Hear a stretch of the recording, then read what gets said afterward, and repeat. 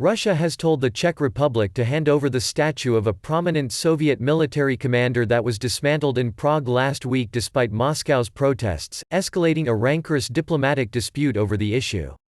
The statue to Marshal Ivan Konev, who led Red Army forces during World War II that drove Nazi troops from Czechoslovakia, is reviled by some in Prague as a symbol of the decades of communist rule that followed the war.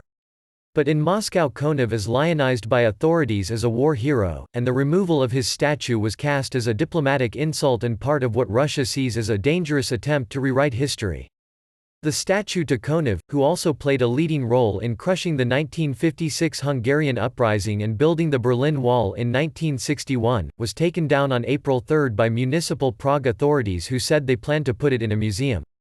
But Russian Defense Minister Sergei Shoigu has appealed to Czech Defense Minister Lubomír Metnar to intercede, the Russian Defense Ministry said, asking that the statue be sent back to Moscow. Russia would be prepared to pay for transport or any other costs, the ministry said. "We expect information from you about the place and time of its handing over," Shoigu said in a defense ministry statement late on Thursday. The Czech Foreign Ministry said it was up to the Prague district municipality where the statue had been located to decide what to do. If the municipality decides to give it to the Russian authorities, that is up to them to decide, a spokeswoman said.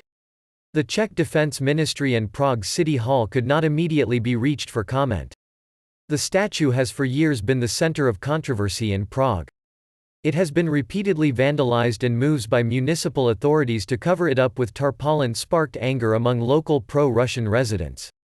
Ahead of the 75th anniversary of the end of World War II, the Soviet military campaign has become a highly sensitive subject for Moscow.